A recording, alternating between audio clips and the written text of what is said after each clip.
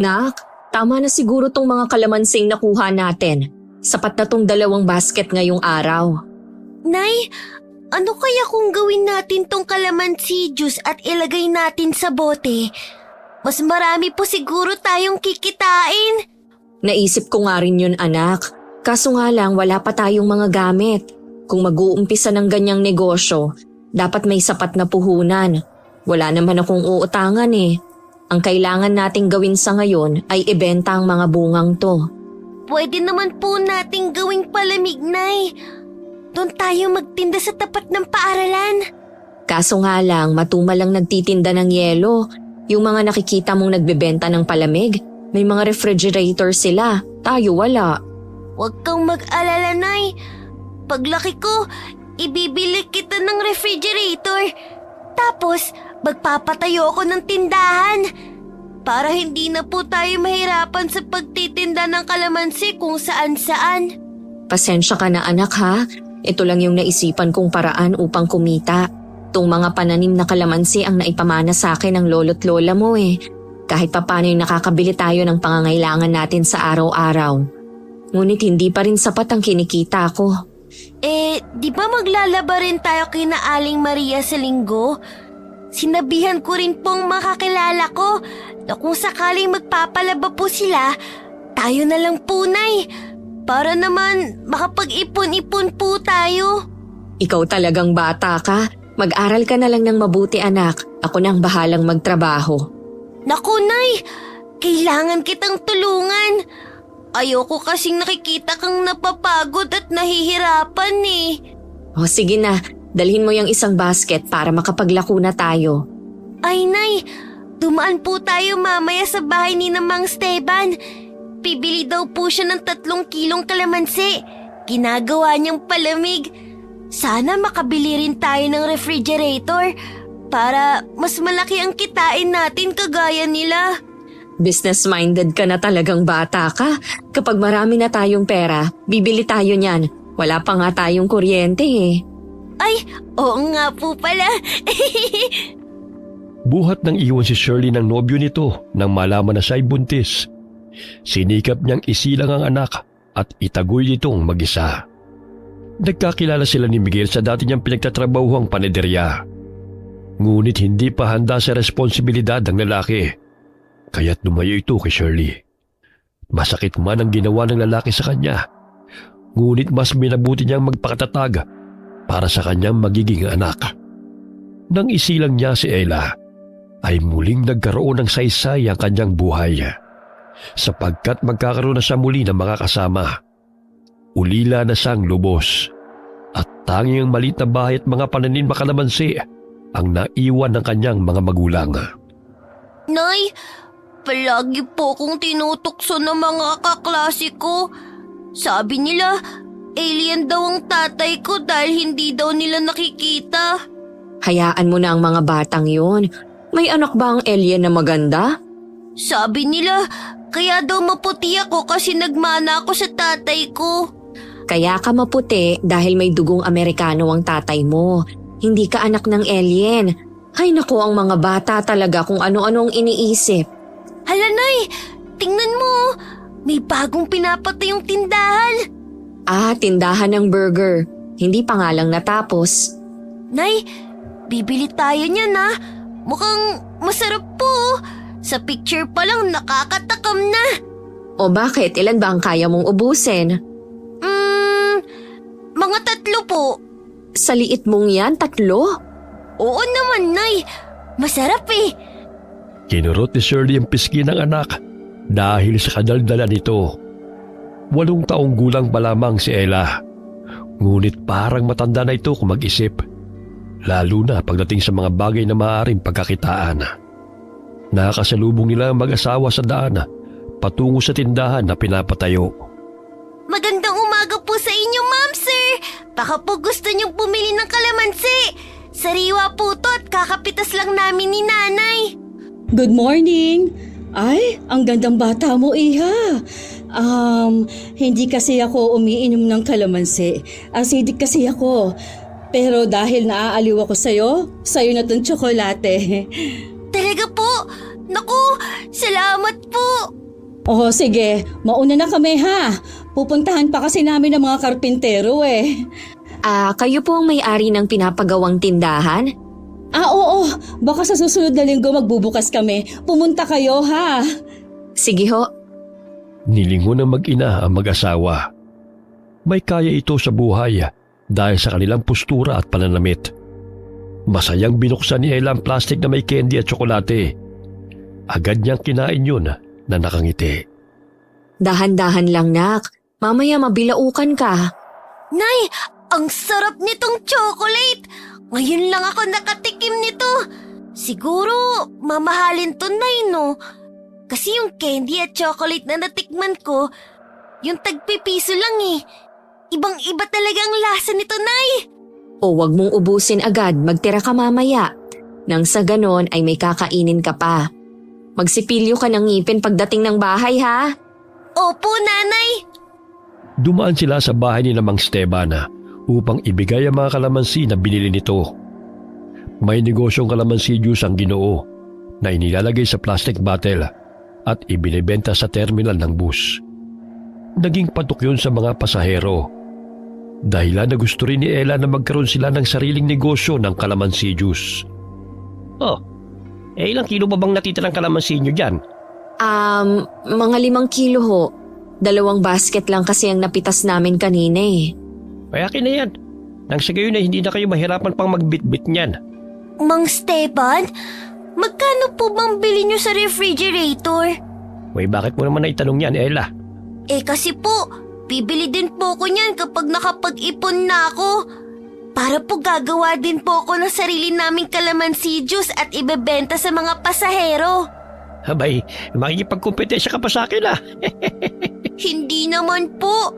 Kaya lang mas marami ang kikitain sa palamig na kalamansi juice eh. Pwede naman kayong kumuha sa akin ang ibebenta nyo eh. Isang bote ibibigay ko sa inyo ng 8 pesos.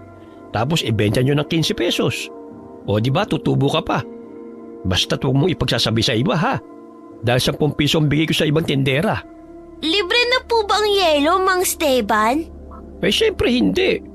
Bibili ka sa akin. Oh, sige po. Bukas babasagin ko ang alkansya ko para may pambayad ako sa inyo. Dahil mo pa ang nanay mo sa diskarte Ay naku, Mang Steban, sinabi mo pa. Dako, magiging mayaman ka balang araw, Ella. Sana nga po magdilang anghel ho kayo kung ano-ano na ang naiisip ng batang ito eh. Tama naman si Ella Inig malaki ang tubo kapag kalamansi juice ang ititinda nyo. Gasera nga lang ang gamit namin eh. Tsaka pahirapan pa ho kung saan bibili ng yelo sa lugar natin. Huwag kayong mag-alala, akong bahala. May bakante rin naman akong kahon na pagsisidlan nyo. Talaga ho? Naku, maraming salamat po. Malaking tulong po yun sa amin.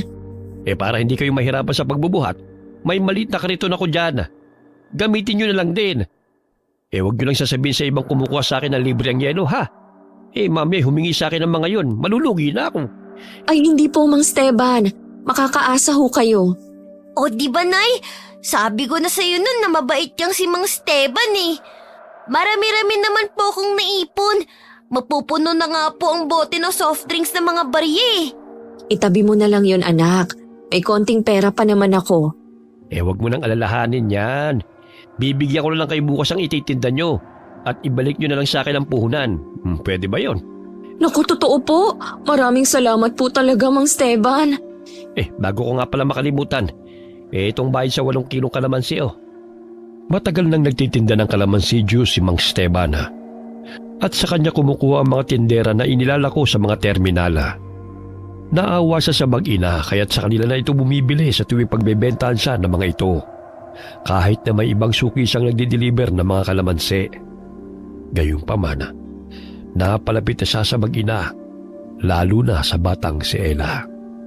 Nay, makakapagtinda na po tayo ng kalamansi juice. Tiyak na marami ang bibili sa atin. Ako po mismong mag-aalok sa mga pasahero. Kakantahan ko sila at sasayawan. Ikaw na bata ka? Kung ano-ano nang pinagagawa mo para lang kumita.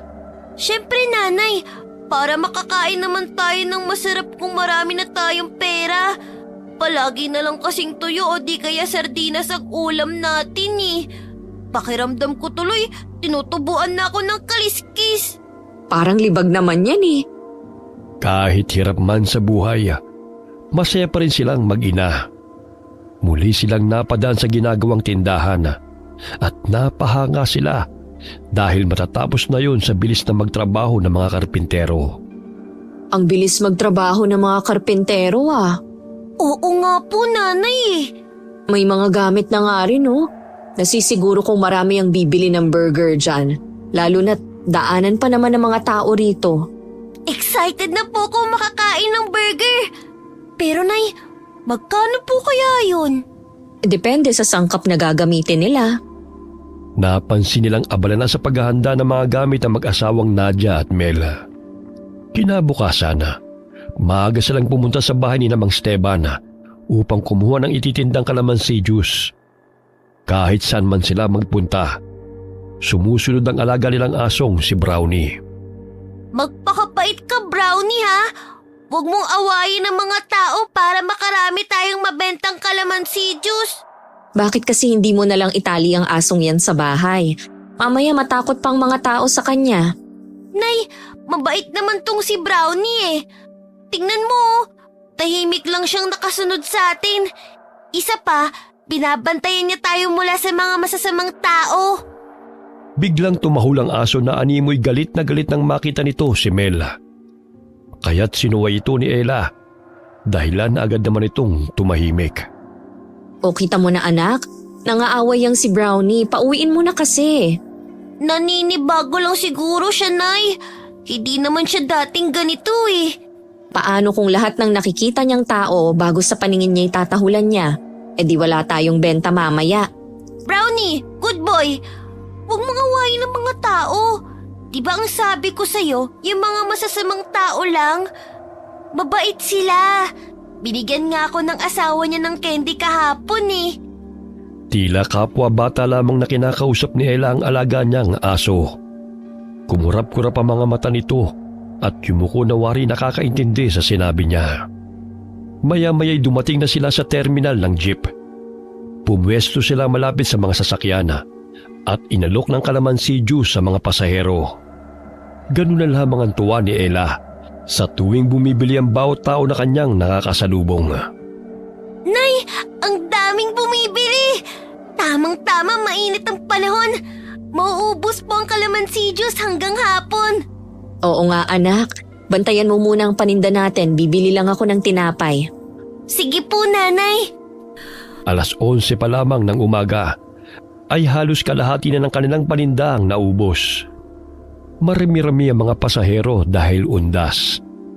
Tahimik ding nakaupo sa tabi ni Ella si Brownie na animoy nag-aabang sa mga taong bibili nang biglang hablutin ng batang lalaki ang pitaka ni Ella at itinakbo yun. Hoy! Magnanakaw! Magnanakaw! Ibalik mo ang pitaka ko! Brownie! Habulin natin siya! Kinuha niya ang pera natin! Mabilis na hinabol ng aso ang batang kumuha ng pitaka ni Ella hanggang sa maabutan ito ng aso at kinagat ang suot nitong damit. Ganun na lamang ang paghahampas ng bata kay Brownie gamit ang lumang tsinelas nito upang bitiwan siya ng aso. Ngunit naabutan siya ni Ella na nooy may hawak na patpat. Hoy, bata! Ibalik mo ang pitaka ko! Magnanakaw ka! Magtrabaho ka! Nang sa gayon, magkapera ka rin! Masama ang ginagawa mo! Sa takot na makagat ng aso ay ibinalik nito ang pitaka kay Ella at muling kumaripas ng takbo nang bitiwan siya ni Brownie. Ang galing mo talaga, Brownie! Dahil dyan, bibigyan kita mamaya ng tinapay. Halika na, bumalik na tayo sa pwesto natin. O anak, saan ka nagpunta? Di ba ang sabi ko, bantayan mo mga paninda natin? Eh yung bata kasi kinuha tong pera natin. Mabuti na lang talaga, Nay. Nandito si Brownie. Hindi ako nagkamali na isama natin siya. Daig pa niya ang pulis sa bilis kong tumakbo. Hindi na naabutan ni Shirley ang batang sinasabi ng anak dahil mabilis itong nagtago. O ito na ang tinapay, kumain ka na anak. Itong isa para kay Brownie. Salamat po, Nanay. Napakasalbahe ng batang yun. hindi marunong magtrabaho para magkapera. Kaya sa susunod, mag-iingat ka anak. Alam mo naman na ang ibang tao ayaw magbanat ng buto. Gustong magkapera nang hindi naghihirap. Kaya pag nanakaw ang naiisipang paraan. Alas 4 pa lamang ng hapon ay ubus na ang paninda nilang kalamansi juice. Kaya't umuwi na sila tulak-tulak ang karitona. Sa tuwing napapadaan sila sa tindahan ni Nadia at Mela, ay hindi maiwasan na tumahol si Brownie. Kaya't sinasaway ito ni Shirley. Oh, kanina lang ang bait-bait mo. Bakit galit ka na naman, Brownie? Kaibigan sila, lalo na si Aling Nadia. Bilisan mo na ang paglalakad anak. Bukas hindi na natin isasama yung aso mo. Tignan mo, ayaw tumigil sa kakakahol. Mahirap nang makakagat pa yan. Mahal pa naman ang anti-rabies. Opo, nanay. Bahagyang nalungkot si Ella nang marinig ang sinabi ng ina. Paglampas nila sa mag-asawa, ay tumigil din sa pagtahol ang aso. Ayan, nanay. Mabait na ulit si Brownie. Siguro kaya siya nagkakaganyan dahil kumakain ng karne ng aso ang asawa ni Aling Nadia. Diba galit ang mga aso sa mga taong pumapatay ng kapwa nila?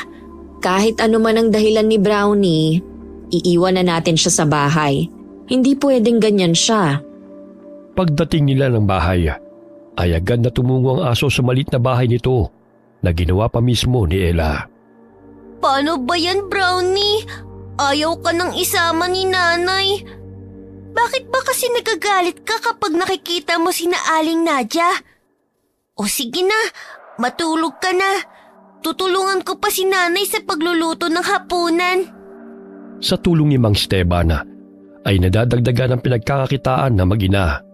Bukod sa pagtitinda ng sariwang bunga ng kanilang pananim. Nakakaraos sila sa pang-araw-araw na pangangailangan at hindi na nahihirapan si Shirley kung saan kukunin ang mga gamit ng anak sa paaralan. Ay, salamat naman at nakapag-ipon na tayo sa pagtitinda ng kalamansi juice. Napakagaling talaga ng ideya mo anak.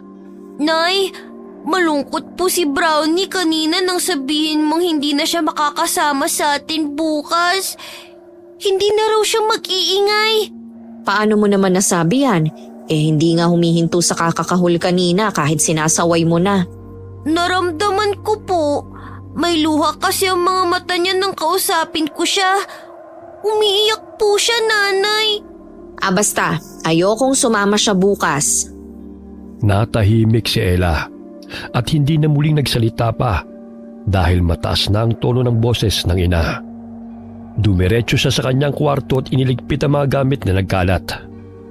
Matapos na makapagluto ng pagkain, ay agad na silang naghapunan. Ngunit nanatiling tahimik ang madaldal na si Ella. Sumapit ang araw ng pagbubukas ng burger store ni Nadia at Mela. Maraming mamimili ang pumila dahil buy one take one ang burger. Nay, tignan niyo po. Ang daming bumibili ng burger. Halika, Nay. Pumila rin tayo. Sa susunod na araw na lang siguro anak. Baka tanghaliin tayo sa pagtitinda ng kalamansi juice.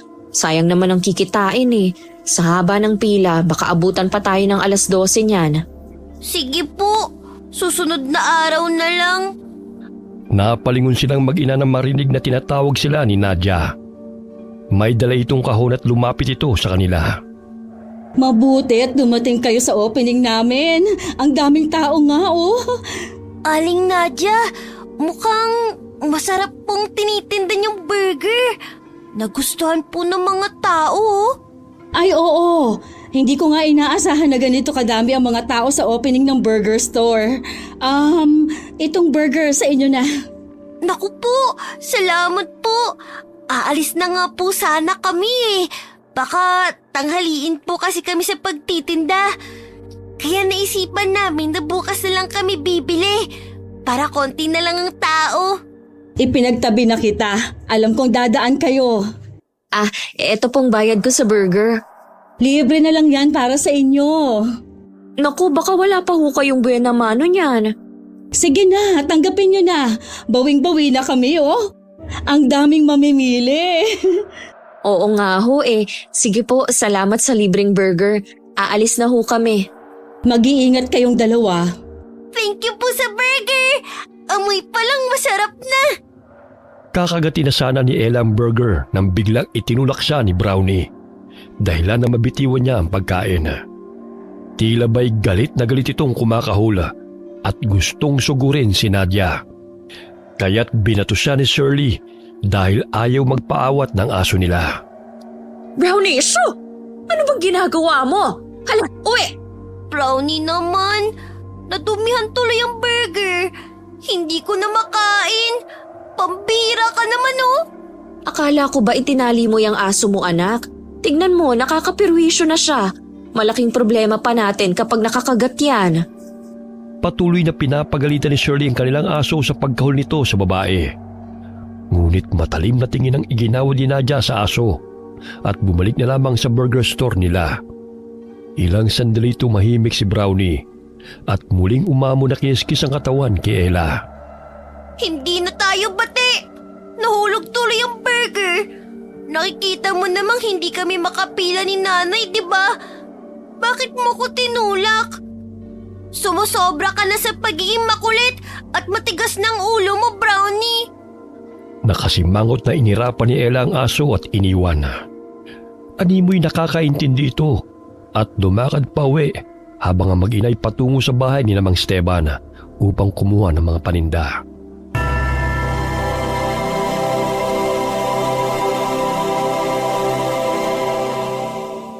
Naging patok sa mga tao ang burger na tinitinda na mag-asawa. Dinadayo rin ito ng mga mamimili dahil bukod sa buy one take one ay masarap at hindi tinipid sa sahog. Lalo na ang cheeseburger na siyang bestseller nila. Bagamat kasabay ng pagtangkilik sa produktong yun ay sa namang pagkawala ng mga bata sa mga baryo. O Ella, wag na wag kang lalayo ha. Alam mo bang usap-usapan ngayon ang pagkawala ng mga bata? Balita ko'y may nangingidnap. Opo, Nay. Diyan lang naman ako sa malapit eh. Nay, wala na po pala akong lapis. Bibili lang po ko sa tindahan. O sige, basta bumalik ka kaagad ha. Opo, Nay. Habang naglalakad patungo sa tindahan napansin ni Ella ang mga batang nagkakagulo dahil sa mga candy at tsokolating ipinamimigay ng lalaki. Uy, si Mang Melyon na. Naku, namimigay na naman siya ng imported na tsokolate. Hihingi rin ako sa kanya. Oh, Ella, bakit ngayon ka lang? Wala nang natira para sa'yo. Baka gusto mong sumama sa tindahan. Marami pa akong naibalot doon. Dumating na naman kasi ang package ng kapatid ko galing sa ibang bansa. Kaya naisipan kong ipamigay ang mga candy at tsokolate sa mga bata. Ay, sayang. Hindi ako nakaabot. Hoy, halika sa tindahan. Kukuha tayo ng para sa'yo. Baka kasi hanapin po ako ni nanay eh. Ang sabi niya, wag daw po akong lalayo. Huwag kang mag-alala. Ihahatid naman kita uli rito eh. At saka paparating na naman si Nadia. May binili lang siya sa Divisoria. Saan pala ang punta mo? Bibili po ako ng lapis. Maikli na po kasi yung akin eh. Naku, huwag ka nang bumili. May pinadalang school supply sa package ang kapatid ko. Itinabi ko yun at iniisip ko pa kung kanino ko ibibigay. Tamang-tama, kailangan mo pala. At saka may manika at laruan na kitchen set pa. Gusto mo ba yun? Ay, opo. Ibibigay niyo po ba talaga lahat sa akin yun? Siyempre naman. Alam mo namang wala kaming anak ni Nadia para mapunan ng pangungulila ng asawa ko. May mga collection siyang laruan, pero bibigyan kita dahil ang dami naman nun. Nandiyan na pala siya. O Ella, kumusta? Good afternoon po, Aling Nadia. Pasensya na po kayo sa inasal ni Brownie kanina. Pinagalitan ko na po siya. Nako, walang anuman yon. Nanibago lang ang alaga mong aso sa akin. Ay, siya nga pala, mahal. Sasama pala sa atin si Ella dahil ibibigay ko na lang sa kanya yung mga school supplies na tinabi ko. At saka naubusan siya ng tsokolate Ganun ba? O siya, tara na. Dahil sa pananabik, hindi na naalala ng bata na muli magpaalam sa kanyang ina at agad na sumakay ng kotse na mag-asawa.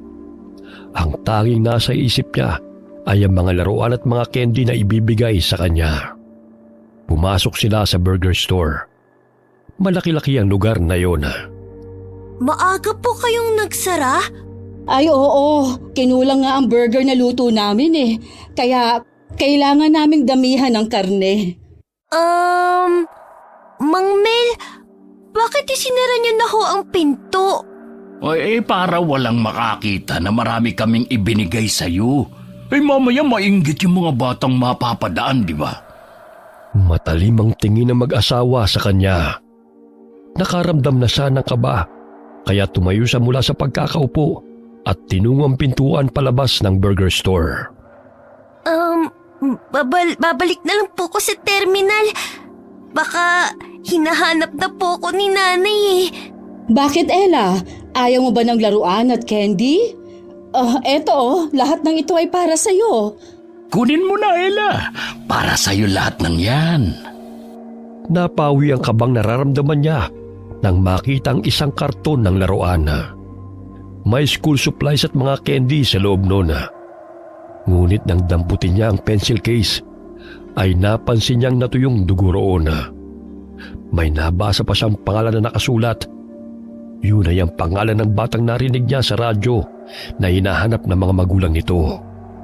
Nadagdagan pa ang kabog ng dibdib ni Ella nang makita na may hawak na matatalas na patalim ang lalaki habang nakangiting nakatingin sa kanya. Kukunin ko na po to. Ihatid niyo na po ko kay nanay. Hindi ka na makakalabas pa Ella. Dito ka na habang buhay. Pero Aling Nadia, hahanapin po ko ni nanay. Sige na, buksan niyo na pong pintuan. Dahil isa kang makulit na bata, hindi ka nahahanapin ng nanay mo. Mas gugustuhin pa niyang mawala ka nang sa ganon, wala na siyang sakit ng ulo. Hindi totoo yan. Mahal ako ni nanay. Kaya buksan niyo ang pinto pakiusap. Umiiyak na napasandal si Ella sa dingding. Sumigaw siya upang humingi ng tulong sapagkat kakaiba na ang tingin ng mag-asawa sa kanya. Ngunit kahit anong sigaw niya ay walang nakakarinig sa kanya dahil sinigurado ng mga ito na matibay at soundproof ang burger store. Tumakbo si Ella patungo sa isang pintuan at binuksan niya yon. Doon tumambad sa kanyang paningin ang mga gamit ng mga bata at bahagi ng katawan na tinadtada. Hindi. Mga kamay. Ulo ng tao. Pumapatay sila. Ella, huwag ka nang tumakbo pa dahil wala ka nang mapupuntahan pa. Salbahe ka. Hindi ka totoong mabait. Bakit may mga ulo at kamay sa mesa? Sila ang nagpasarap sa burger namin. Kaya huwag mo nang pagurin ang sarili mo sa kasisigaw dahil walang makakarinig sa'yo. Nanay! Brownie, tulong! Aray! Aray! Bitiwan niyo ako! Salbahe ka, Mang Mel! Akin ang puso mo. Alam mo bang yan ang pinakapaborito ko? Nanay! Tulong! Hinambalos ng malaking kahoy ng lalaki ang ulo ni Ella dahilan na dumilim ang paningin ng bata at unti-unting nawala ng malay. Bago tuluyang nawala ng ulirat ang bata, ay narinig pa niya ang tawanan ng mag-asawa. Binuhat ng lalaki ang bata at inilapag sa mesa at sinimulan ng tadtarin ang katawan nito. Samantala, hinahanap ni Shirley ang anak dahil hindi pa rin bumabalik sa kanilang pwesto. Hindi naman kalayuan ang pagbibila ng school supplies kaya nagtataka siya kung bakit wala pa si Ella. Saan na ba nagsusuot ang batang yun? Sinabihan ng wag lumayo eh. Oh, Shirley, bakit nag-iisa ka yata? Nasaan si Ella? Hinahanap ko nga po eh. Nagpaalam na bibili ng lapis pero hanggang ngayon hindi pa bumabalik. Kinakabahan na nga po ako. Baka naman naglalaro kasama yung mga bata. Halika, sasamahan kita at hanapin natin siya. Sumapit ang 6:00 ng gabi, ngunit hindi pa rin nila natatagpuan si Ella. Ganun na lamang ang panginginig ng katawan ni Shirley dahil pakiramdam niya ay may nangyari ng masama sa kanyang anak. Mang Steban, mag-report na tayo sa pulis baka may kumuha kay Ella. Nagtanong-tanong na po ko sa mga bata pero hindi raw nila kasama. Ay nako, saan ba nagpunta yung batang yun? Hindi naman niya ugali na iwan ka. Kapag nagtitinda ng kalamansi juice, hindi naman ganon kalayong pinupuntahan niya. Dito lang naman sa mga jeep eh. Halika na Iha, sasamahan na kita sa estasyon ng pulis. Kinukutuban na kasi ako ng masama eh. Pagdating nila sa pulis ay umiyak nang isinalaysay ni Shirley na nawawala ang kanyang anak. Ngunit sinabi ng pulis na kumausap sa kanila na kailangang hintayin ng 24 oras bago mai-report na missing si Ella. Sir, hindi po ugali ng anak kong mawalay sa akin ng ganito katagal. Ramdam kong may nangyaring masama sa kanya. Pakiusap ho. Tulungan niyo ho ako mahanap siya. Hindi ko na mahihintay ang 24 oras para masabi kung may kumuha sa anak ko. Wala tayong magagawa, Ineng. Yan ang sinusunod nilang alituntunin. Tayo na lang munang maghanap ulit kay Ella. Bakit kasi kailangan pang hintayin ng isang araw habang tumatagal ay nanganganib ang buhay ng anak ko? Hindi ko makakayanan kung may nangyaring masama sa kanya. Kumalma ka, Ineng. Baka mapano ka pa niyan. Ang mabuti pa'y umuwi muna tayo. Baka nagkasalisan kayo. Sigurado si Shirley na wala sa bahay nila si Ella dahil hindi ugali noon na maunang umuwi. Habang tinatahak nila ang daan patungong bahay, ay bumibigat din ang pakiramdam ni Shirley. Dumaan siya sa burger store at napansin niyang abala sa pagluluto ng burger steak si Nadia. Oh, Shirley, anong nangyari sa'yo, ha? Aling Nadia, napansin niyo ho ba si Ella na napadaan dito? Kanina pa kasi namin siya hinahanap pero hindi ko pa rin ho siya nakikita. Ha? Naku, hindi ko napansin. Tsaka madalas naman kayo magkasama, hindi ba? Oo nga po, pero ngayon nawawala po siya. Hindi ko alam kung saan ko hahanapin. Sumasakit na nga ang ulo ko sa kakaisip kung saan siya nagpunte.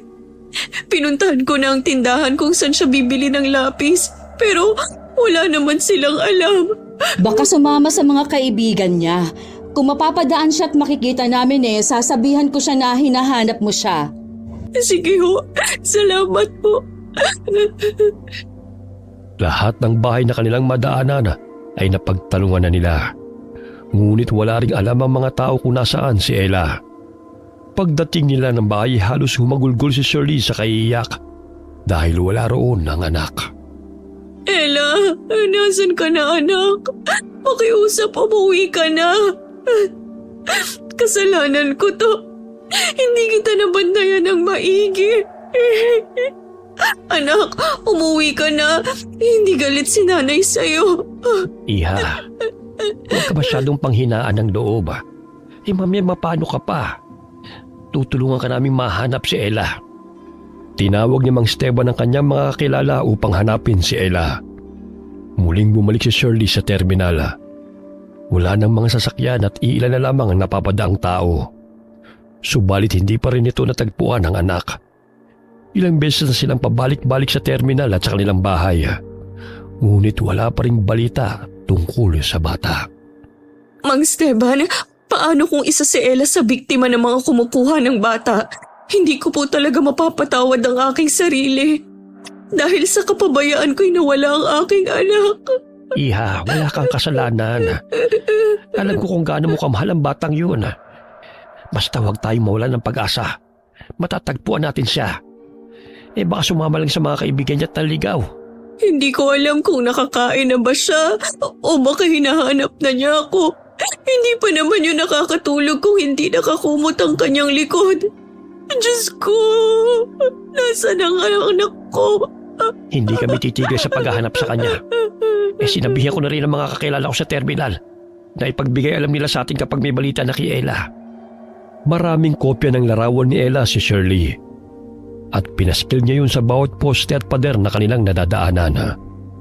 Lumipas ang 2 araw, ngunit hindi pa rin nila natatagpuan ang bata.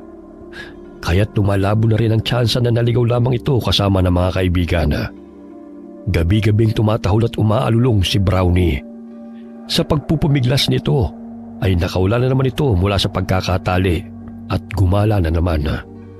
Dahil sa labis na kakaiyak at pagod sa paghahanap kay Ella, nakatulog si Shirley habang yakap ang bag ng anak. Nanay, Tulungan niyo po ako. Ayoko po dito. Madilim. Mainit. Hindi po ako makahinga na. Tulong! Anak, nasan ka? Sabihan mo kay nanay at pupuntahan kita. Nanay, mag-iingat po kayo.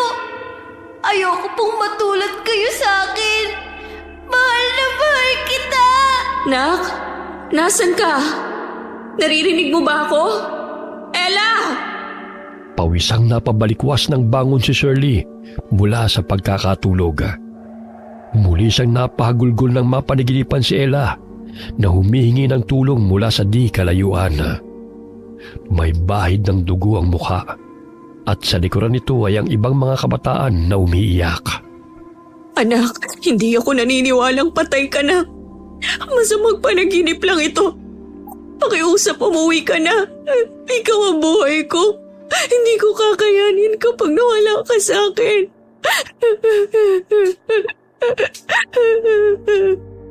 Pinahid ni Shirley ang mga luha ng may marinig na mga taong paparating.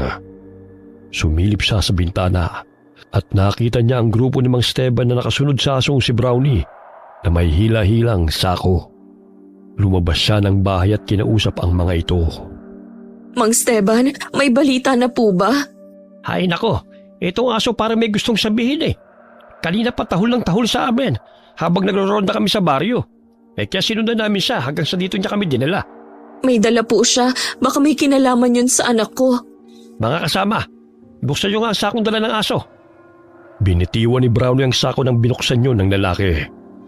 Nandilat ang mga mata ni Shirley nang makita ang dugo ang damit ng anak. Hindi siya nagkakamali na yun ang bestida na suot ni Ella nang mawala ito. Mang Esteban, sigurado akong damit to ni Ella. Anong ginawa nila sa anak ko? Mga hayop sila! Papatayin ko sila! Oo nga, demonyo may gawa nito sa kanya. Kailangan nating hanapin ang salarin dahil nandito lang yun sa baring ito. Sundan natin ang aso upang malaman natin kung saan niya kinuha ang sakong ito. Brownie, saan mo to nakuha? Sabihin mo sa akin nang sa gayon ay malaman ko kung nasan si Ella. Halos gumuho ang mundo ni Shirley nang makita ang dugo ang damit ng anak. Ngunit wala roon ang katawan nito. Kinagat ni Brownie ang laylayan ng damit ni Shirley at dinala kung saan ito natagpuan ng dugo ang sako. Sa kalsada sila dinala ni Brownie kung saan walang pamamahay. Siguro dinala rin niya ng ibang mga aso. Pero kailangan nating i-report sa kapulisan ang natagpuan ni Brownie. Baka tutulong ito sa kaso ni Ella. Kung hindi kikilos sa mga kapulisan, ako mismo maghahanap sa demonyong nanakit sa anak ko. Hindi ko siya mapapatawad. Napadaan ang kotse na mag-asawa kaya napahinto ito sa tapat ni Mang Esteban. Nakibalita ang mga ito at mababanag ang pag-alala sa kanilang mukha. Oh, ano ba ang pinagkakaguluhan niyo rito? Nakita lang dugo ang damit ni Ella. Siguradong nasa paligid lamang ang salarin. Naku, sino naman ang walang pusong yun? Si Ella, nasaan? Bakit damit lamang niya natagpuan niyo? Nakasilid sa sako, pero wala nang katawan ng bata. Pinagbigay alam niyo na ba yan sa mga kapulisan? Tinawagan ko na. Huwag na kayong mag-alala pa.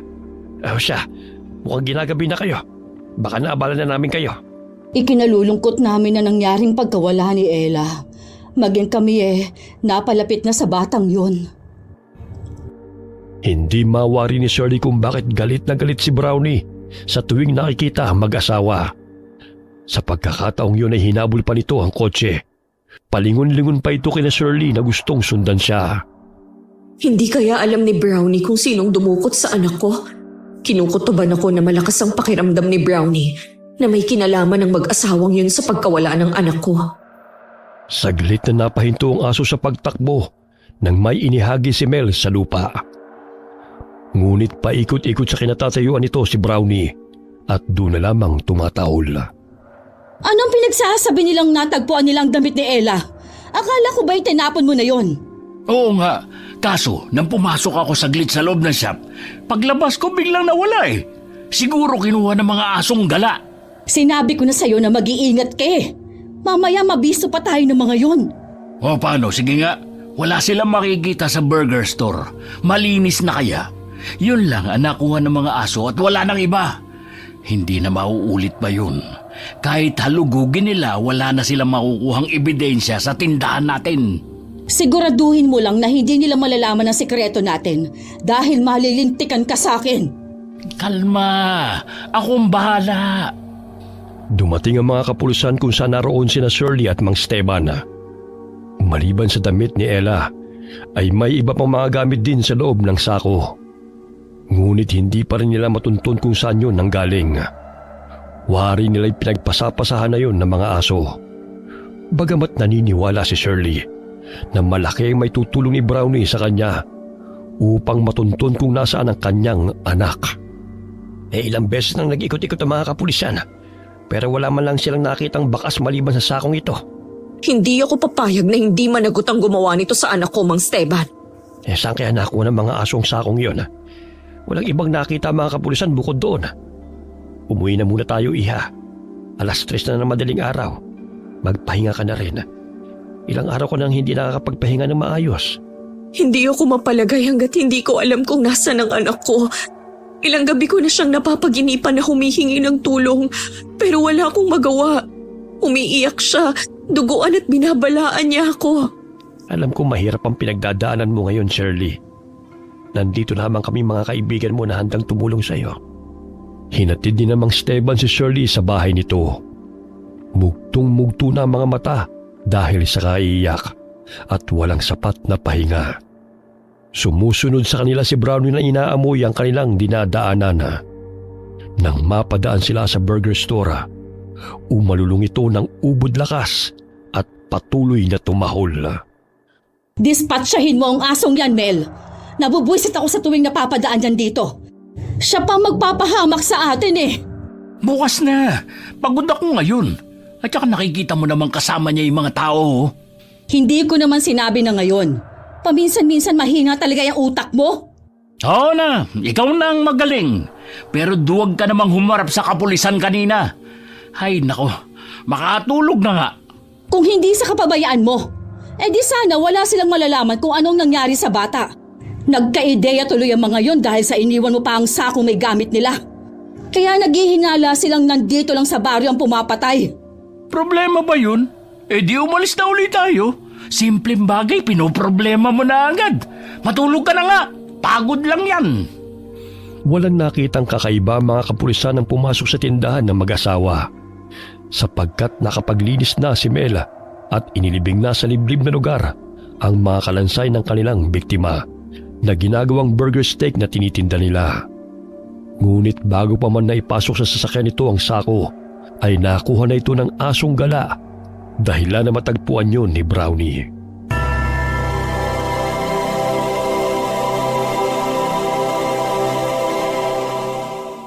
Kinaumagahan na, nagising si Shirley nang dilaan ng alaga nitong aso ang kanyang pisngi. O Brownie, bakit? Napako ang paningin niya sa tsinelas na kagat ni Brownie. Alam niyang pagmamay-ari yun ni Ella, na suot ng anak bago ito nawala.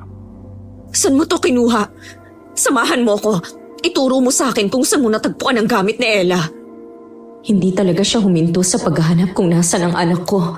Hayop man siya kung ituring. Ngunit labis niyang minahal si Ella. Tumakbo ito patungo sa talahibana at tila itinuturo ang burger store na may ibig sabihin. Brownie, alam kong pinaghihinalaan mo na silang kumuha kay Ella. Wala man tayong sapat na ebidensya, pero mamanmanan natin sila. Tulungan mo akong malaman ang katotohanan. Tumigil man ang mga kapulisan sa paghahanap sa anak ko, ngunit magpapatuloy tayo. Muling dinilaan ni Brownie ang binti ni Shirley bilang tugon sa sinabi niya. Ilang sandali pa'y napansin niyang may kinuhang sako si Mel sa sasakyan nito. Katulad ng sako na kanilang natagpuan na pinagsidlan ng mga dugo ang gamit. Nanginginig ang buo niyang katawan ngunit hindi siya maaaring gumawa ng hakbang ng padalos-dalos. Umuwi na tayo, Brownie. Mamaya matunugan pa nila na pinagdududahan natin sila.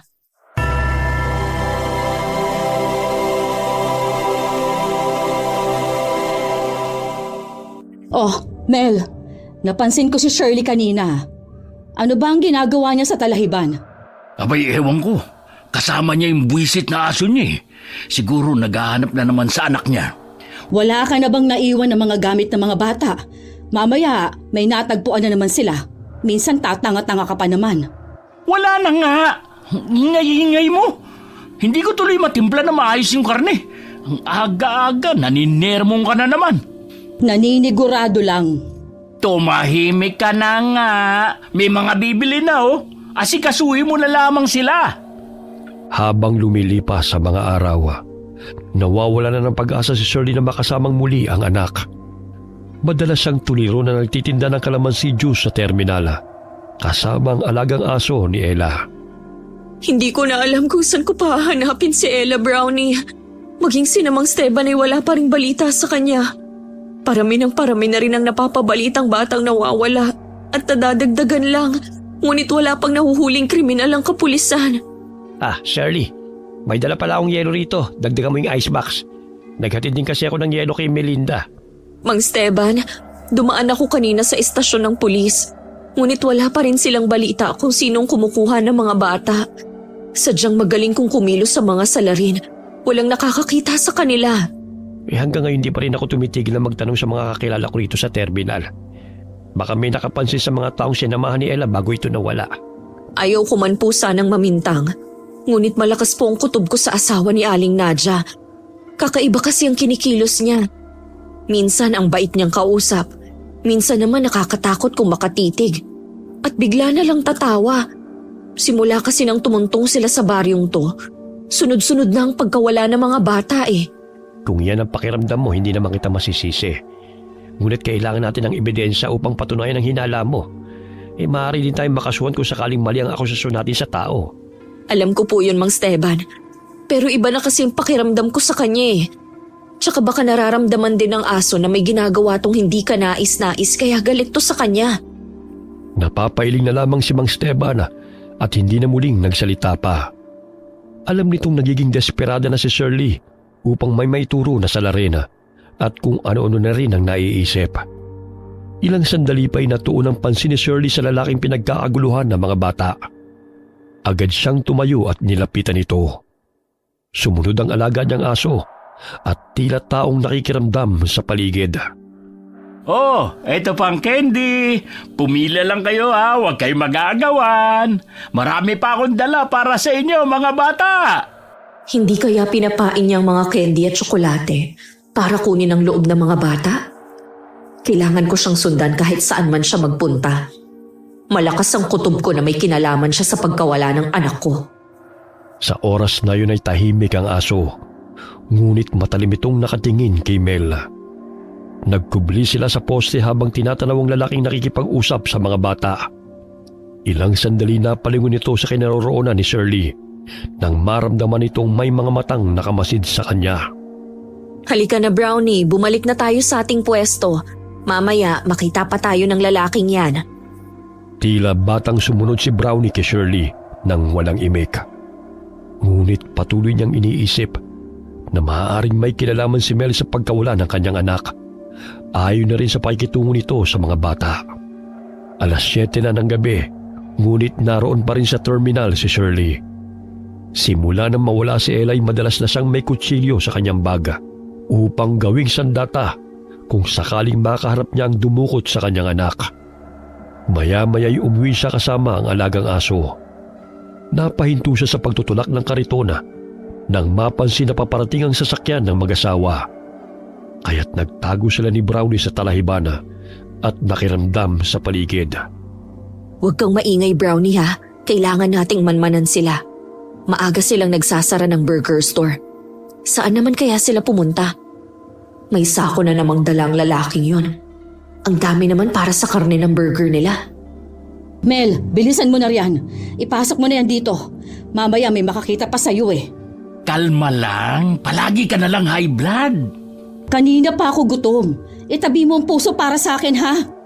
Noong isang araw inubusan mo ko. Ang takaw mo talaga. Ay, pasensya na. Ngayon, sayong-sayo na ang 2 puso. Magpaparaya ako para sa'yo. Kinakain nila ang puso? Hindi kaya mga aswang sila? Kinuha ni Shirley ang kutsilyo sa kanyang baga at hiniwa ang kalamansi. Sa pamamagitan ng katasnona ay matagal maghilom ang sugat ng aswang. Biglang tumakbo si Brownie patungo sa sako at hinila ang tali. Nandilat ang mga mata ni Shirley nang makita na ulo yun ng bata. Duguan at nakalabas pa ang kamay. Hindi. Magbata ang laman ng sako. Sila nga ang pumapatay ng mga bata. Maging si Ella ay biktima nila. Buisit kang aso ka! Nandito ka na naman! Gusto mo sigurong pati ikaw gilingin ko, no? Oh, pumasok ka na kasi. Nakita ka na naman ng asong yan. Malangya kang aso ka! Bumalik ka rito! Pahamak ka talaga! Kumahol-kahol si Brownie. Sabay na napapalulong na animoy tumatawag ng kapwa niya, aso. Tumakbo ito sa nungat sa kinaroroonan ni Shirley upang hindi matunto ng amo. Hinabol siya ni Mel sapagkat batid itong hihingi na naman ito ng tulong sa mga tao. Buwisit talagang lalaking yun. Mas inuna pang habulin ng aso kaysa ipasok tong sako. Gusto mo bang tulungan na kita? Shirley, ikaw pala. Wag na. Kaya ko naman to. Bakit parang ayaw mong ipakita sa akin ang laman ng sakong yan? May itinatago ka ba? Sabihin mo sa akin, Aling Nadja. Anong klaseng tao kayo? Tao nga ba? O mga demonyo? Hoy!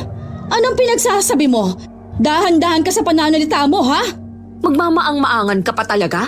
Kitang-kita ko na hindi karne ng hayop ang laman ng sakong yan, kundi bata.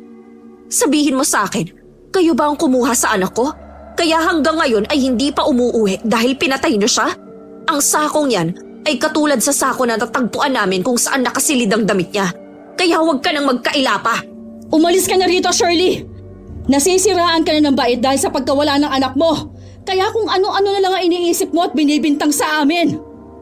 Dahil sa kapabayaan mo'y nawala ang anak mo, bakit isisisi mo sa amin ang kasalanan mo? Umalis ka riyan para mapatunayan kong hinalat nakita ko. Hindi kayo normal na tao, Aling Nadja. Mga aswang kayo. Ginagamit niyo pang kahinaan ng mga bata upang mahulog sa patibong ninyo. Itinulak ni Shirley ang babae. Gamit ang kutsilo'y pinunit niya ang sako. Dooy tumambad sa kanyang paningin ang batang duguan at wala ng buhay. Ngayon mo sabihin na nagsisinungaling ako. Ang karne ba nila ang inilalagay niyo sa burger? Magsalita kang hayop ka! Oh, bakit? Anong gagawin mo kung sila nga? Maging ikaw ay magiging sangkap sa paninda ko. Katulad sa ginawa namin sa iyong anak. Maging ikaw ay walang kawala, Shirley. Walang yaha kayo! Pinatay niyo ang anak ko! Hindi ko kayo mapapatawad! Mga demonyo kayo! Susugurin na sana ni Shirley ang babae gamit ang kutsilyo nang bigla itong nagbago ang mukha. Kumulubot ang balat nito at tinubuan ng matatalim ng ngipin. Ang lakas ng loob mong sugurin kami, ha? Ano bang pinagmamalaki mo? Bukas, pipilahan ng mga tao ang karne mo. Mga mapanlin lang, nagbabait-baitan ngunit ang sasama ng mga budhi nyo. Malalaman din ng mga tao ang sikreto ninyo. Magbabayad kayo sa pagpatay nyo sa anak ko. Yun ay kung kaya mo ko. Sinugod ng babaeng aswang si Shirley. Mabuti na lamang nakailag siya sa matatalim na kuko ng aswang. Napasandal siya sa dingding at dumampot ng bato sa lupa at inihagis yun sa papalapit na aswang. Ngunit nakailag rin ito habang tumatawa. Sugod ka ng sugod, ngunit wala ka rin namang laban. Hindi ako mapapatay ng kutsilyong yan. Bilib ka talaga sa sarili mong hayop ka. Sige, magmayabang ka lang dahil ikaw ang tatagtarin ko. Huwag mong ubusin ang pasensya ko dahil masama akong magalit. Alam kong wala kayong awa, kaya nga pinatay ninyo ang anak ko. Sinakal ng aswang si Shirley. Dahilan na mamilipit siya sa sakit. Ngunit buong lakas niyang sinaksak sa mata ang aswang dahilan na mabitiwan siya nito. Aray! Walang hiya kang babae ka! Ang mata ko! Ang sakit! Akala mo siguro hindi kita lalabanan, ha? Pinapahirapan niyo mga bata. Pwes doble ang ipaparamdam ko sa inyong mga animal kayo. Kailangan kong maghanap ng sandatang magagamit sa kanya. Malakas siya at hindi kakayanin ng kutsilyong ito. Tama, sa kusina nila. Pumasok ng burger store si Shirley at tinungo ang kusina. Dooy tumambad sa kanyang paningin ang tinadtad na bahagi ng katawan ng mga bata. May mga giniling na naroon sa palanggana. Halos hinalukay ang kanyang sikmura. Kinuha niya ang patalim na ginagamit sa pagtadtad ng karne at muling lumabas ng burger store. Ikaw na mismong naghahanap ng paraan ng ikasasawi mo. Akala mo ba'y makakalabas ka pa rito, ha? Hindi ka talaga nag-iisip. Sa bagay, mangmang ka at uto-uto kagaya ng anak mo. May hangganan din ang kasamaan ninyo. Dito pa kayo naghasik ng lagim sa baryo namin, ha? Bakit hindi na lang kayo nakontento sa laman ng hayop? Bakit kailangan nyo pang pumatay? Idadamay nyo pa sa kahangalan nyo ang mga tao at ipapakain nyo pa sa kanila ang laman ng mga biktima ninyo. Wala ka nang pakialam doon. Sabihin mo na ang gusto mong sabihin. Dahil bukas na bukas, ang karne mo naman ang malalasahan nila. Isa-isang inihagis ni Shirley patalim sa aswanga. Ngunit nakakailag ito. Sinipa nito ang mesa dahilan na maipit si Shirley. Ngunit pilit niya itong itinulak upang makawala. Muli niyang ibinato sa aswang ang kawali dahilan na matamaan ito sa mukha. Kaya't nagkaroon siya ng pagkakataon na makawala sa pagkakaipit ng mesa.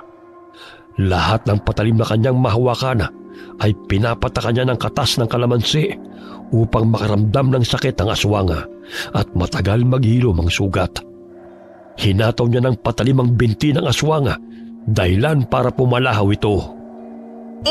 Aray! Tigilan mo yan! Akala mo siguro, basta-basta mo na lang akong mapapatay. Sisiguraduhin ko muna na maghihirap ka kagaya ng ginawa mo sa anak ko. Kasabay ng pagsaksak sa aswanga ay paulit-ulit rin niya itong pinalo ng kawali. Ilang sandali inilagay niya ang kamay ng aswang sa makina ng gilingan at pinaandar yun. Ganun na lamang ang malakas na palahaw ng aswanga dahil sa nadudurog ang mga buto nito sa kamay. Tigilan mo yung babae! Ihinto mong pagpapaandar ng makina! Hindi! Kulang pa yan bilang kabayaran sa pasakit ng mga batang pinatay ninyo. Pinatay niyo ang anak kong punong-puno ng pangarap sa kabila ng kahirapan. Kahit patayin ko man kayo, hindi pa rin maibabalik ang buhay niya. Pero matitigil lang kahibangan ninyong mag-asawa. Walang hiya kang babae ka! Napatigil sa pagpapaandar ng makina si Shirley nang marinig niya ang boses ng mga taong papasok sa burger store.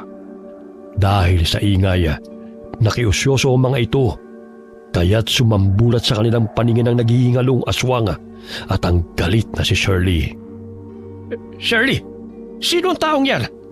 Saka may mga bangkay ng bata sa labas ng tindahan. Mang Esteban, kailangan nating patayin ang aswang na to. Silang mag-asawang pumapatay sa mga bata. Maging sa anak ko. Mga aswang sina Nadja at Mel. Hindi totoo yan! Baliw na ang babaeng yan at sa amin isinisisi ang pagkamatay ng kanyang anak! Hulihin niyo siya dahil sa ginawa niya ito sa akin! Tumahimik ka! Ikaw ang dapat na hulihin dahil sa kademonyohan yung mag-asawa. Ngayong nalaman na namin ang sekreto ninyo, hindi na kayo makakatakas pa!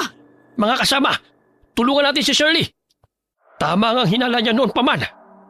Kahit nasasaktan may inilabas ng babaeng aswang ang mahaba nitong dila upang ipulupot kay Shirley. Ngunit maagap na binato ni Mang Esteban ang patalim sa bunganga nito dahilan na lumusot yun sa kanyang lalamunan. Mga walang kiya! Kayo! Nakatakas ka man sa kapulisan, ngunit sa akin hindi. Bibigyan ko ng hustisyang pagkamatay ng anak ko. Muling nilapitan ni Shirley ang babaeng aswanga at inundayan ito ng saksak sa dibdib upang siguraduhin na patay na ito.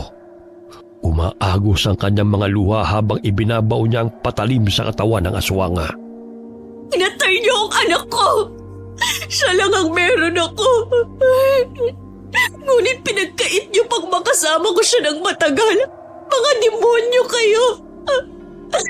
Tama na, Shirley. Patay na siya. Halika na. Umalis na tayo rito. Pinatay nila ang anak ko, Mang Esteban. Hindi ko na maibabalik ang buhay ni Ella. Alam kong masakit ang mawala ng anak.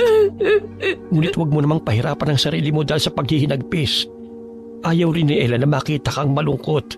Si Brownie, hinabol siya ni Mel. Sigurado kung papatayin niya ang aso dahil kay Brownie. Nalaman kong aswang sila Mang Esteban. Hanapin natin siya. Oh, tara na. Kasama ko ngayon ang mga anak kong sina Edwin at Trey. Iniwan nilang nakabulagta sa sahig ang katawan ng aswang na si Nadia. Naririnig nila ang mga nakakilabot na alulong ng mga aso na animoy nag-uusap ang mga ito. Samantala, hindi magkamayaw si Mel ng paligiran siya ng mga asong gala sa pamumuno ni Brownie. Sinusugod siya ng mga ito, ngunit isa-isa nitong tinatadyakan ng mga aso. May mga kagat na rin siya, ngunit hindi pa rin ito iniinda ang mga sugat. Mga buwisit kayo. Nagtipon-tipon pa talaga kayo para sugurin ako, ha? Ikaw na aso, ha? Tumawag ka pa talaga ng mga kasamahan mo? Ayun siya! Pinapalibutan ng mga aso! Pambihira talaga ang alaga ni Ella. Wala pa siguro noon alam na niyang may ginagawang masama ang mag-asawang yan. Sana kung naniwala ako sa mga pahiwating niya noon, di sana buhay pa ang anak ko, Mang Esteban. Ngunit pinagalitan ko pa siya. Ang dapat na gawin sa ngayon ay mahuli ang si Mel. Tignan mo, galit na galit ang mga aso sa kanya. Siguro pati mga aso ay kinakain niya. Mga aswang sila, Mang Esteban. Tatakbo pa sana ang aswang na si Mela, ngunit kinagat siya ni Brownie sa puwet at hinila pabalik. Aray ba! Lintik kang aso ka! Wala kang ginawa kundi ang pakialaman ako! Dahil sa'yo, nagkandaleche-leche na ang lahat! Edwin, Ray, huwag niyong hayaang makatakas ang lalaking yan. Tumawag na ako kina Kapitan. Paparating na rin sila rito. Marami na silang pinatay na mga bata. Yun ang ginagamit nilang pansahog sa burger. Maging ang mga taga-baryo ay pinapakain nila ng mga karne ng kanilang mga biktima. Tapos, ang mga lamang loob ay sila ang kumakain. Itinulak pa ng aswang si Edwin dahilan na matumba ito sa lupa. Ngunit hinambalo siya ni Ray ng sanga ng kahoy dahilan na matamaan ito sa noo. Umalis ka, lalaki! Kung ayaw mong dukutin ko ang laman loob mo, hayaan mo akong tumakas! Hoy! Bumalik ka rito, Mel! Akala mo siguro'y matatakasan mo ang kademonyohan niyong mag-asawa. Buong puso kayong tinanggap ng mga tao sa baring ito. Ngunit kasamaan pa ang inyong isinukli. Huwag kang makialam, Danda, dahil wala akong atraso sa'yo. Pero sa akin meron, kaya magbabayad ka sa ginawa mo. Buhay ang kinuha mo. Buhay rin ninyong kapalit katulad sa asawa mong hayop. Nasaan si Nadia? Anong ginawa niyo sa kanya? Pinalasap ko sa kanya kung paano gilingin ang buhay. Tulad sa ginagawa ninyo sa mga bata. Nasaan ang asawa ko? Ayun, nakatulog na ng mahimbing. Sisiguraduhin kong susunod ka rin sa kanya. Dahil walang kapatawaran ang ginawa niyong ito sa mga inosenteng batang pinaslang ninyo. Galit na lumundag sa harapan ni Shirley ang aswang na lalaki dahil alam nitong may nangyaring masama na sa kanyang asawa. Nailaga ni Shirley ang pagsugod ng lalaking aswang. Malakas din itong hinambalos ni Mang Esteban sa likod gamit ang sanga ng kahoy, dahilan para mapasubsob ito sa lupa. Ngunit maliksi itong tumayo at hindi may pagkakaila na malakas ito kahit marami nang sumusugod sa kanya. Bagamat hindi ito makatakas basta-basta dahil sa mga asong nakabantay sa paligid. Ilang sandali muling sinugod nito si Shirley at nakalmot niya na matutulis na kuko sa braso ang babae. Ngunit nahataw rin siya nito ng patalim na pinatakan ng katas ng kalamansi. Kinakailangan kong makatakas dito. Mga walang hiya ang mga taong to. Napakatapang ng babae. Ang dami ko nang natamong sugat mula sa mga animal. Mamamatay ako kung ipagpapatuloy ko pang paglaban sa kanila. Harangan niyo siya, mga anak! Isa kang malaking duwag! Bakit ayaw mong harapin ang kasalanan mo? Babalik ako. Makikita nyo. Hindi ko hahayaan na maging payapa ang baryong ito sa ginawa nyo kay Nadia. Tandaan nyo yan. Lalo ka na, Shirley! Hindi na napigilan ni na Edwin at Ray ang aswang dahil malakas lang itinulak nito. Tinadyakan nito ang mga aso na humaharang sa kanya. Isa na roon si Brownie. Ngunit bago pa tumilapon ang aso ay naagat siya nito sa pisngi. Dahilan na bumao na matatalas na pangil sa laman nito. Ah! Ayaw mo talaga akong tantanan ha! Itong sa'yo! Bitawan mo ang aso ko! Papatayin ko lahat ng malapit sa'yo, Shirley! Alam ko na ang aso na lang na ito ang natitira sa buhay mo. Kaya't wala nang dahilan upang buhayin siya. Tutal, pareho kayong pakialamero. Bago pa nito may baon ng matatalim na kuko sa tiyan ni Brownie, ay tinamaan siya ng bato sa noo. Dahilan na mabitiwan nito ang aso. Dali-daling lumapit si Ray at Edwin sa kanya. Ngunit kumaripas ito ng takbo palayo. Ang sakit ng katawan ko. Literal na pinagtulungan nila ako ha. Pero hindi ako magpapatalo. Babalikan ko sila hanggang sa mamatay sila sa takot. Nilapitan ni na Shirley si Brownie na nooy namimilipit sa sakit. May sugat itong natamo sa tagiliran, kaya't binuhat ito ni Mang Esteban. Sadyang malakas ang aswang na yon. Kailangan natin siyang paghadaan, lalo na't napatay natin ang asawa niya. Hindi ko sukat akalain ng mga aswang pala sila, dahil mabait at magaling sila makapaghalubilo sa mga tao. Ang pinapakita nilang kabaitan ng naging daan upang makapambiktima sila. Binibigyan nila ng candy ang mga bata upang sumama sa kanila. Oh, nariyan na pala sila, Kapitan. Mabuti na lang ho at napadaan kayo. Dahil kung hindi siguro, lapas lang na ako ng mga aswang na yon. Maraming salamat po sa tulong ninyo, Mang Esteban. Mabuti na lamang ginabi kami sa pag-uwi galing bayan. Sinundo pa kasi namin tong si Ray. Nawili na sa pagbabarkada. Ngayong alam niyang may gumagalang aswang, siguro naman pipirmi na siya sa bahay. Pagdating nila sa bahay ay kagad na ginamot ni Shirley ang sugat ng alagang aso. Kahit papano'y naibsan ang pagdadalamhati niya, dahil napatay na niya ang isang aswang na siyang pumaslang sa kanyang anak. Baka gusto mong doon na tumira sa bahay, Shirley. Sa gayon ay may makasama ka. Bukas ang aming tahanan para sa iyo. Alam kong babalik si Med upang ipagiganti ang pagkamatay ng kanyang asawa. Maraming salamat po, Mang Esteban. Sige ho, mag-e-empake lang po ako ng aking mga damit. Maging si Brownie isinama ni Shirley sa bahay ni Mang Esteban. Hindi makapaniwala ang asawa nitong si Aling Carmela nang ikwento ng dalawa nitong anak ang tungkol sa aswang na kanilang nakalaban. May bakanting silid pa naman dito, Iha. Mahirap nang balikan ka ng aswang na yon. Malayo pa naman ang mga kapitbahay ninyo. Isa pa, walang nakakasama si Carmela dito sa bahay kapag umalis sa mga bata. Maraming salamat ho, Mang Esteban. Maluhaluhang inilapag ni Shirley ang mga gamit sa bakanting kwarto. Hindi pa rin niya matanggap ang pagkawala ng anak at namimiss niya ito araw-araw. Kinabukasan, nagimbal ang mga taga-baryo ng malaman ng tungkol sa pagsara ng burger store na mag-asawa. Nalaman rin nila ang pagkamatay ni Nadia at natagpo ang mga bangkay ng mga bata sa sako. Halos masuko-suko ng malaman na ang kinakain nilang burger ay karne pala ng tao. Ilang araw na nagpahinga sa pagtitinda ng kalamansi juice si Shirley dahil inalagaan niya si Brownie hanggang sa manumbalik ang lakas nito. Napalingon si Shirley sa talahibana nang may marinig na mga kaluskos.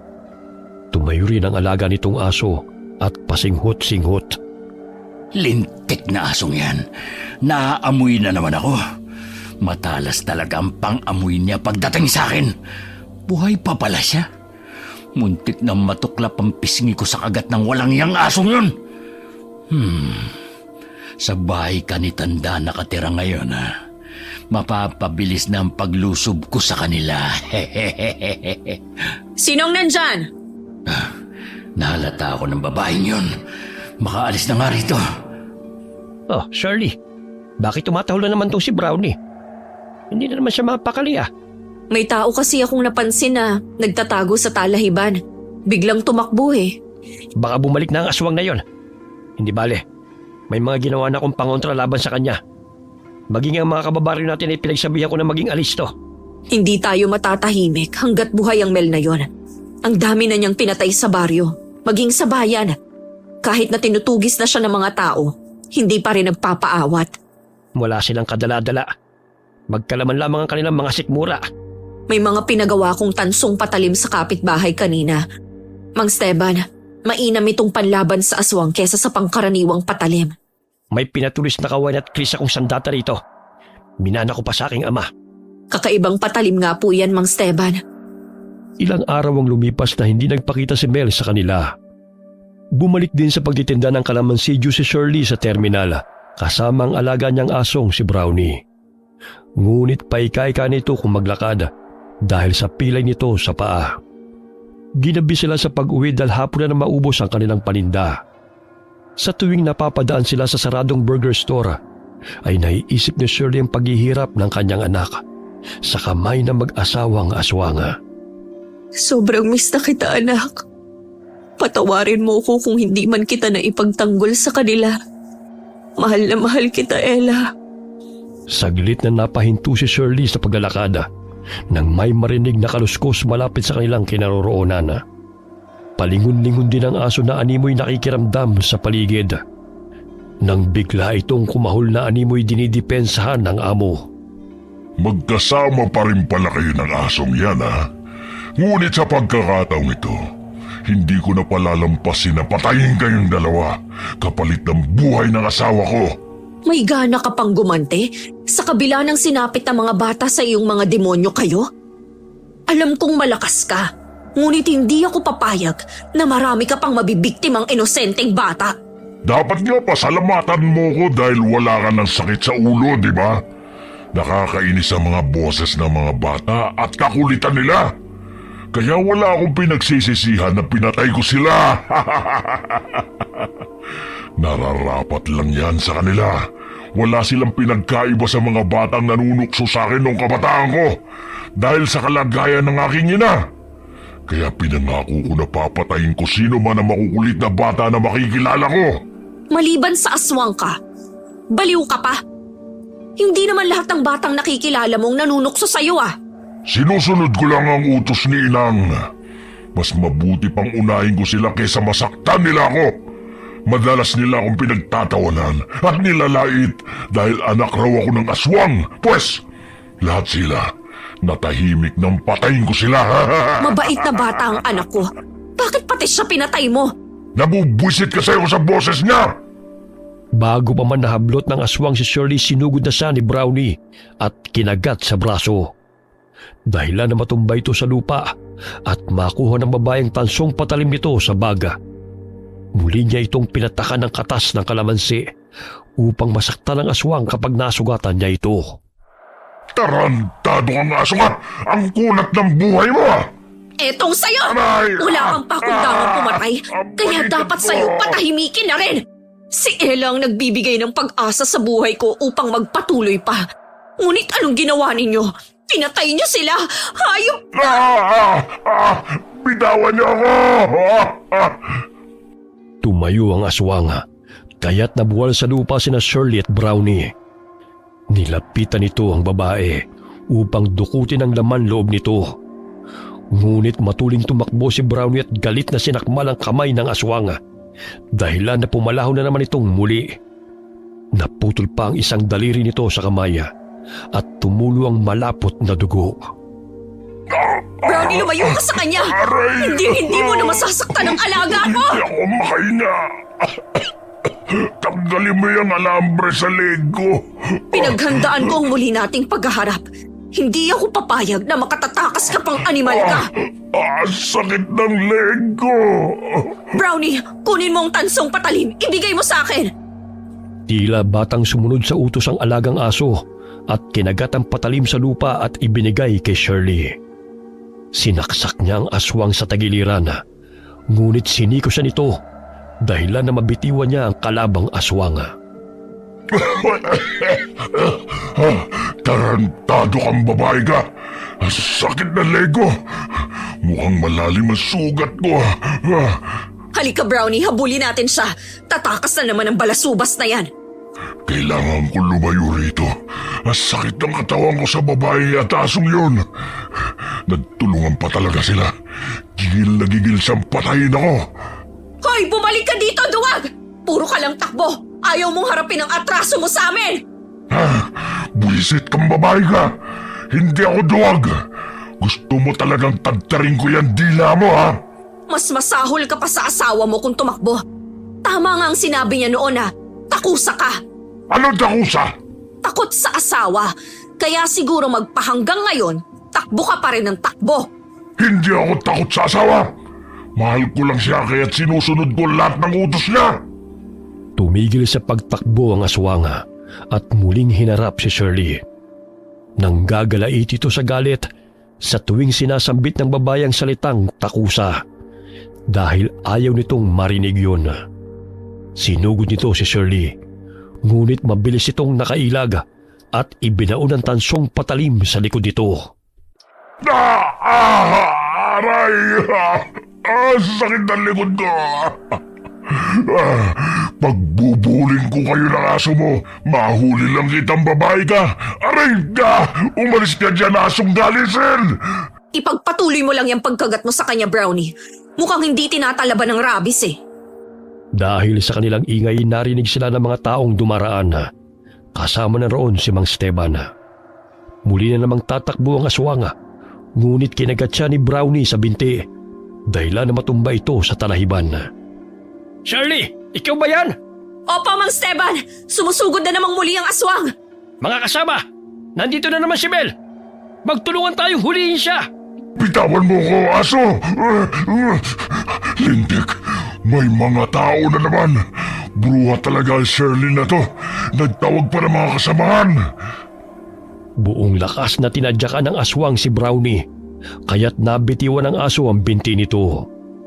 Paika-ika siyang tumakbo nang makitang hinahabol siya ng mga kalalakihan. Umakyat siya ng puno at doon nagtago. Ang bilis yan tumakas ah. Nasugatan ko siya. Sigurado kung hindi pa nakakalayo yun. Tsaka marami siyang sugat sa katawan. Ano itong likidong tumutulo sa aking ulo? Nako, dugo! Nasa taas siya ng puno, Mang Esteban. Naririnig ko rin na humahangos siya. Mamaya na ako aalis dito. Kapag nakalayo na sila, ang sakit na sugat ko. Sa susunod, hindi ko na palalampasin ang babaeng yun. Didilitan ko na siya ng leg. Nawalan siya ng balanse sa itaas ng puno, kaya dumausdos siya pababa. Dahilan na bumagsak siya sa talahiban habang nakaabang sa kanya mga kalalakihan. Maawa kayo sa akin. Huwag niyo akong patayin. Nagbabagong buhay na ako sa gubat. Pero ang walang hiyang babae niya nang sumugod sa akin. Bakit ka ba nandito? Napadaan lang ako para maghanap ng pagkain. Pero yung babae niya at ang alaga niyang aso ang siyang nag-aamok. Naghahanap ng away. Napakasinungaling mo. Ikaw nga ang sumugod sa amin at gusto mo pa akong patayin. Wala ka nang kawala ngayong demonyo ka. Tsaka anong pagkain ang hinahanap mo? Gayong nandun ka na nga sa gubat pero pumunta ka pa dito sa baryo. Huwag mong bilugin ang mga ulo namin dahil naghahanap ka na naman ng bibiktimahin. Sige na mga kasama, hulihin nyo na siya. Bitiwan niyo ako, mga animal!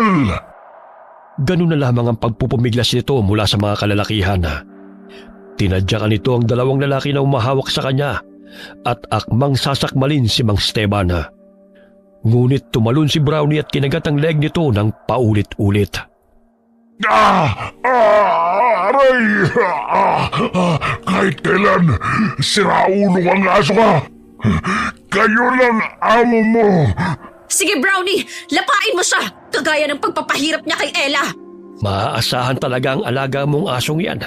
Hindi nagkamali si Ella sa pagkupkup kay Brownie. Hindi to tumigil hanggat hindi niya nabibigyan ng hustisya ang pagkamatay ni Ella, Mang Esteban. Nagpagulong-gulong sila sa talahiban, ngunit mahigpit ang pagkagat ni Brownie sa aswanga dahilan na mamilipit ito sa sakit. Muli itong umalulung at mabangis ng inatgat ang pisngi ng aswanga at tumatalsik pang malapot na dugo nito. Bitawan mo ko, ano ba, aray? Aray! Ang sakit ng pisngi ko, Huwag mo siyang pakawalan hanggat hindi siya nalalagutan ng hininga, Brownie. Sila ang dahilan kung bakit hindi na natin nakakasama ngayon si Ella. Isisisi mo pa sa akin ang kapabayaan mo bilang isang ina. Ikaw ang may pagkukulang sa anak mo dahil hindi mo naibigay ang mga bagay na gusto niya. Kaya yun ang pinain mo sa kanya upang patayin siya at sa ibang mga bata? Wala pa rin kayong karapatan na patayin ang anak ko! Nanginginig ang katawan ni Shirley na nilapitan ng aswang habang inangat-ngat ng aso ang mukha nito. Lumuhod ito sa tabi ng aswang at walang awang pinagsasasaksak ito gamit ang tansong patalim. Walang iya ka! Ito ang nababagay sa demonyong katulad mo! Hindi ko man maibabalik ang buhay ng anak ko sa pamamagitan ng pagpatay sa'yo. Pero sisiguraduhin kong hindi ka na mabubuhay pa! Walang iya ka! Demonyo ka! Mga buisit kayo. Ikaw, babae, magsama kayo sa impyerno ng mga taong yan. Mamatay ka na nga! Ang dami mo pang sinasabi! Ikaw ang pupunta sa impyerno dahil doon ka na nararapat! Tumahimik ka, tanda! Anak, nabigyan na ng hustisya ang pagkamatay mo. Sana matahimik ka na, Ella. Naghukay ng lupa si Mang Esteban upang doon ilibing ang bangkay ng aswang. Sumapit ang umaga, ngunit tila tulala pa rin si Shirley habang tinatanaw kung saan inilibing ang aswang.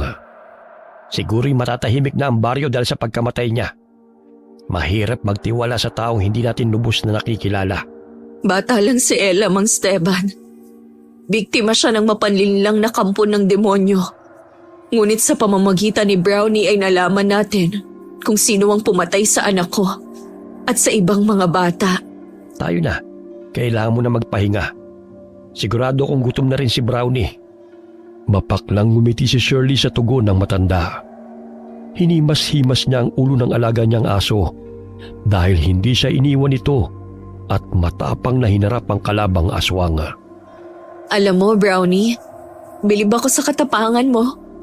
Ipinakita mo sa akin kung gaano mo kamahal ang anak ko. Kaya pinapangako ko sa iyo na aalagaan kita. Ibang klaseng aso yung alaga mo. Ang lakas na makipaglaban at walang inuurungan. Pilay at marami ng sugat ngunit parang hindi nasasaktan. Oo nga po. Dinaig pa ang mga pulis sa paghahanap ng ebidensya kung sino ang pumapatay sa baryo. Hay nako, huwag na tayong umasa sa mga kapulisan. Hindi ko man nila lahat.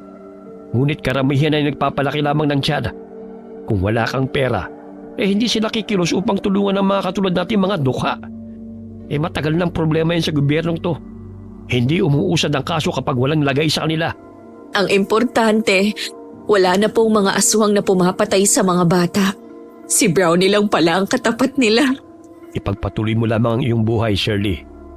Alam kong sa pagkakataong ito, ipinagmamalaki ka ni Ella. Sapagkat meron siyang ina na kayang ipaglaban siya at hindi sumuko na bigyan ng hustisya ang pagkamatay niya. Pinalaki mo siyang mabait na bata. Hindi ko man lang naiburol ng maayos ang bangkay niya. Dahil ipinakain ng mga aswang ang laman niya sa mga taong walang kamalay-malay. Ang saklap ng pagkamatay ng anak ko, Mang Esteban. Ang bigat sa dibdib at hindi ko pa talaga matanggap hanggang ngayon. Humihikbi si Shirley habang inilalabas ang sama ng loob sa matanda. Umuwi sila ng bahay upang magpahinga. Simula nang mamatay ang mag-asawang aswang na dayo sa kanilang lugar, ay naging tahimik na ang baryo. Ngunit tila hinalukay ang mga sikmura ng mga tao nang malaman na ang burger na kanilang tinangkilik ay laman pala ng tao. Habang nagwawalis ng bakurana, nagtaka si Shirley kung anong pinagkakaguluhan ng mga aso. Nilapitan niya ito sa takot ng mga gamit na naman yun ng mga natagpuang bangkay. Ano na naman ba ang pinag-aagawan ng mga asong yon? Hay! Kaninong bungo yan, Brownie? At saan nyo nakuha? Shirley! Ano nangyayari dyan? Mang Esteban, tignan ninyo. May bungo na namang dalang mga aso. Bungo ng tao. Baka may gumagala na namang aswang sa baryo natin. Nako, baka nahukay lang ang bangkay na inilibing sa gubat. Kinakabahan ho kasi ako. Baka may napagawi na namang aswang sa baryo. O siya, dumito ka na muna at pupuntahan ko. Pagdating ni Mang Esteban sa gubat, ay nakumpirma niya na bungo yun ang aswang na inilibing nila. Hinukay ng mga hayop at pinag-aagawan ng mga asong gala ang parte ng katawan nito. Kaya't tinipon niya ang mga sanga at tuyong dahon upang sunugin ang mga buto at naagnas na laman upang hindi bumaho. Pambihirang mga asong gala. Malalim na nga ang hukay, nakuha pa nila ang mga buto. Mang Steban, bungo nga ba yan ni Mel? Ay, oo. Oh, bakit sumunod ka pa rito? Sana nagpahinga ka na lamang sa bahay. Hindi po kasi ako mapakali. Kahit papaano ikampante na ako na wala ng aswang na gumagala rito. Natroma na rin po kasi ako dahil sa pangyayari. Sinigaan ko na. Medyo nangangamoy na eh. Maging ang ibang mga kababaryo na bahala sa mga kalansay na bitbit na mga aso. Tila nabunutan sila ng tinik sa dibdib nang makumpirma na walang bagong biktima ng aswang na gumagala sa baryo, kundi mga butong nahukay na mga hayop. Lumipas sa mga araw, nanumbalik ang sigla ng baryo at naging panatag muli ang mga taong naninirahan doon. Sinira ng mga tao ang burger store bilang alaala ng karumal-dumal na sinapit ng mga kabataang biktima ng mga aswang. Hindi na rin sila kumakain ng karne, maliban sa isda at gulay, sa takot na maaaring laman ng tao ang kanilang kinakain. Bumangon si Shirley mula sa pagluluksa sa pagkamatay ng anak. Unti-unti na rin niyang naisakatuparan ng pangarap ni Ella na magkaroon ng sariling negosyo sa tulong ni Mang Steban.